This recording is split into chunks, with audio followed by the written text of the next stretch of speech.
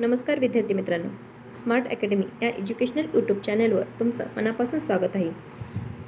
आज आपण काय बघणार आहे बघा, हिंदी व्याकरणवरचे 15 प्रश्न बघणार आहोत. जर तुम्ही चॅनलवर नवीन असाल तर चॅनल काय करायचं आहे, पहिल्यांदा सबस्क्राईब करून घ्यायचं आहे आणि बेल आयकॉन ऑन करायचं आहे, म्हणजे प्रत्येक व्हिडिओची नोटिफिकेशन तुमच्यापर्यंत पोहोचेल. चला आपण वेळ न घालवता काय करायचं आहे, सुरू करायचे. 15 प्रश्न अतिशय महत्त्वाचे आहेत, त्यामुळं व्हिडिओ काय करायचं शेवटपर्यंत बघायचं आहे. आपण त्याचे थोडक्यात एक्सप्लेनेशनसुद्धा बघणार आहोत. चला आपण सुरू करूया. बघा पहिला प्रश्न काय, निम्नलिखित में से भाववाचक संज्ञा कौन सी है. काय विचारले, भाववाचक संज्ञा विचारले. राजा, मिठाई, बचपन आणि विद्यालय. तर काय येतं, भाववाचक विचारले.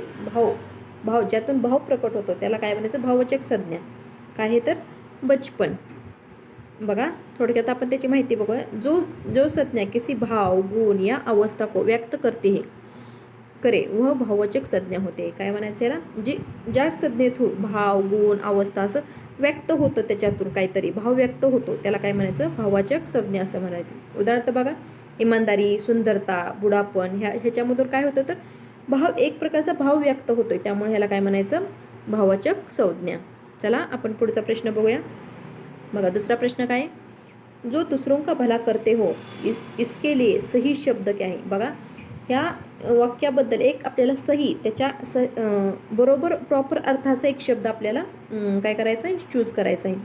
स्वार्थी, परोपकारी, अहंकारी आणि दैन्य. बघा दुसरों का भला करताय त्याला काय म्हणायचं तर स्वार्थी म्हणायचं का, परोपकारी म्हणायचं का, अहंकारी म्हणायचं की दैन्य म्हणायचं. तर काय म्हणायचं बघा, दुसरों का भला करताय त्याला काय म्हणायचं, परोपकारी म्हणायचं. काय म्हणायचं, परोपकारी म्हणायचं. यह एक शब्द केले अनेक शब्द का प्रकार. म्हणजे असा प्रश्न तुम्हाला परीक्षेत येऊ शकतो की जो एक वाक्य दिलं जातं त्याच्याबद्दल तुम्हाला एक शब्द म्हणजे त्याच अर्थाचा, त्याला बरोबर मॅच होणारा असा शब्द ओळखायला सांगितलेला असतो. चला तिसरा प्रश्न बघा काय, निम्नलिखित वाक्य में विशेषण पहचाने. विशेषण ओळखायचे. तर मेहनती छात्र सफल होत आहे. मेहनती छात्र सफल होत आहे. विशेषण ह्यातलं काय, विशेषण ओळखायचे. छात्र, सफल, मेहनती आणि होता. त्यामध्ये काय विशेषण काय तर मेहनती आहे. बघा मेहनती हे विशेषण आहे. बघा थोडक्यात आपण काय, जो संज्ञा म्हणजे विशेषण कशाला म्हणायचं की जे संज्ञा की विशेषता बात आहे, म्हणजे ती संज्ञा काय करते, त्या एखाद्या ह्याची विशेषता बतायत त्याला काय म्हणायचं, विशेषण असं म्हणायचं. कशाला, जो संज्ञा म्हणजे छात्र की विशेषता बतात आहे ना, व मेहनत शब्द काय करतोय तर त्या छात्राची त्याची एक विशेषता सांगतोय, त्यामुळे त्याला काय म्हणायचं, विशेषण असं म्हणायचं. चला चौथा प्रश्न बघा काय, उसने फल काटकर खाया. उसने फल काटकर खाया रेखांकित शब्द किस प्रकार की क्रिया है. बघा काटकर खाया इसको रेखांकित किया आहे. मुख्य क्रिया, सहाय्यक क्रिया, संयुक्त क्रिया आणि प्रेरणार्थक क्रिया. तर या प्रश्नाचं उत्तर काय, संयुक्त क्रिया. बघा संयुक्त क्रिया कधी होते, दो क्रियाओं के मेल से बनी क्रिया त्याला काय म्हणायचं, संयुक्त क्रिया. म्हणजे दोन क्रिया जेव्हा एकत्र येतात आणि त्याच्यापासून एक शब्द तयार होतो त्याला काय म्हणायचं, संयुक्त क्रिया.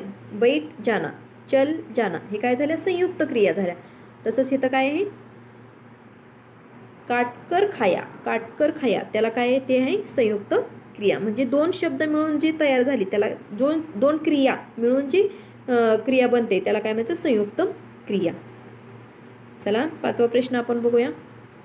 बालक से काम करवाया गया यह कौन सी क्रिया है. बघा बालक से काम करवाया गया कोणची, सामान्य, प्रेरणार्थक, संयुक्त आणि अपूर्ण. तर ह्याचं उत्तर काय आहे, प्रेरणार्थक.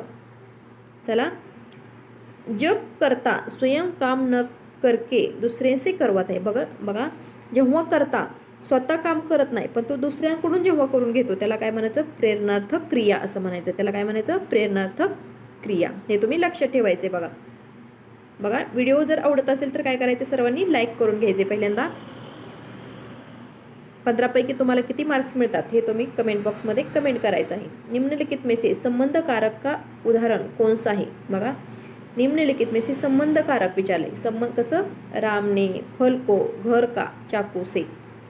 संबंध कारक विचारले तर या प्रश्नाचं उत्तर काय तर घर का. का की के संबंध. बघा संबंध कारक जर आलं तर का, की, के असं जर शब्द आलं तर त्याला काय म्हणायचं, संबंध कारक. राम का घर, का ह्या शब्द काय का आला त्यामुळे काय झाला ते संबंधकारक. तुम्ही लक्षात ठेवायचं का की के संबंधकारक ओळखाय सांगितलं का की के न ह्याच्यानुसार तुम्ही लक्षात ठेवायचे. बघा 7वा प्रश्न काय आहे. राम ही आया था. यहाँ ही कौन सा अव्यय है. संबंधबोधक, समुच्चयबोधक, निपात आणि विस्मयबोधक. बघा राम ही आया था तर ह्यातलं ही काय आहे अव्यय कोणते विचारले त्यांनी. राम ही आया था तर कसा आहे निपात आहे. निपात कसा आहे तर कसा है निपात आहे. जो शब्द वाक्य में बल या निश्चय प्रकट करे वे निपात कहलाते हैं. कशाला वाक्य में बल या निश्चय प्रकट करे उसको क्या कहते हैं निपात कहते हैं. बघा 8वा प्रश्न काय आहे. 8वा प्रश्न यथाशक्ती में कौन सा समास है. यथाशक्ती मधला समास ओळखाय सांगितलाय तत्पुरुष, द्वंद्व, बहुव्रीही आणि अव्ययीभाव. तर यथाशक्ती कुठला समास आहे तर अव्ययीभाव समास आहे.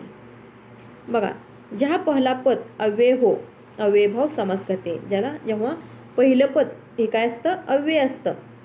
यथा हे काय अव्यय आहे त्याला काय म्हणायचं तर अव्ययीभाव समास. यथा समय, प्रतिदिन असे त्या अशा शब्दांना काय म्हणायचं अव्ययीभाव समास असं म्हणायचं.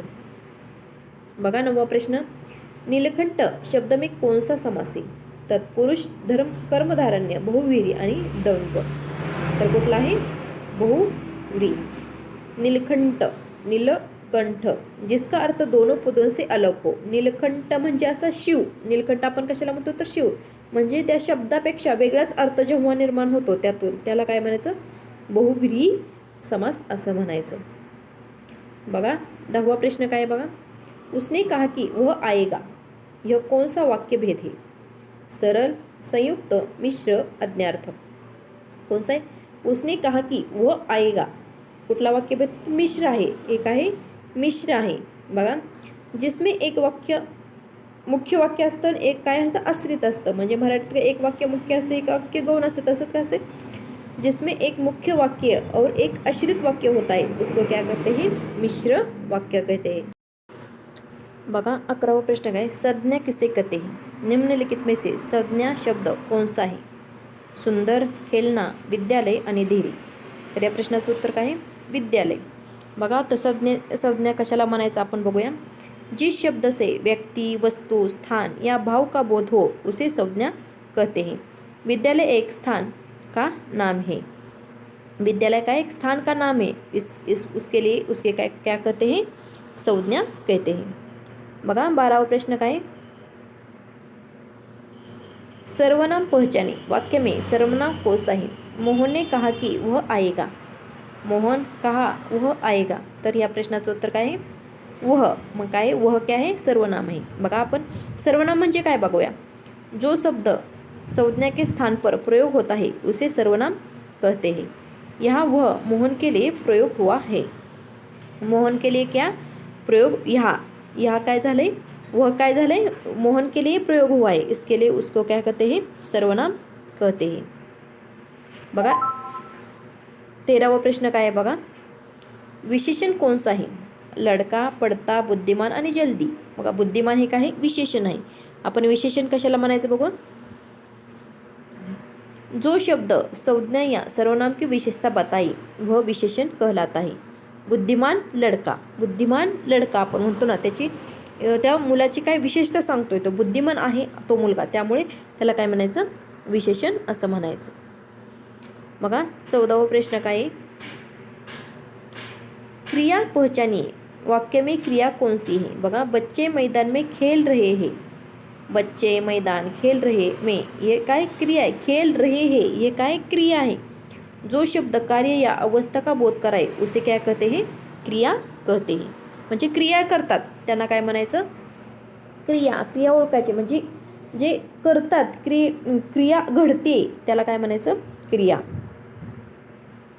चला 15वा प्रश्न बघा. अव्यय कौन सा है. वह, बहुत, किताब आणि लड़की. बहुत का है तर अव्यय आहे. बघा जिस शब्द में लिंग, वचन, कारक के अनुसार परिवर्तन न हो उसे अव्यय कहते हैं. बहुत में कोई परिवर्तन नहीं होता. अगा या बहुत मध्ये काय परिवर्तन होते का तर नाही त्यामुळे त्याला काय म्हणायचं अव्यय असं म्हणायचं. अशा पद्धतीने आज आपण काय बघितले 15 प्रश्न हिंदी व्याकरणवरचे 15 प्रश्न बघितलेले आहे. अतिशय महत्त्वाचे आहेत. यातून तुमच्या बऱ्याच संकल्पना स्पष्ट होणार आहेत. किंवा काय करायचं, व्हिडिओ शेवटपर्यंत बघायचा आणि व्हिडिओला लाईक करायचा आणि शेअर करायचा आहे. जास्तीत जास्त शेअर करा. चला तर आपण इथेच थांबूया. धन्यवाद.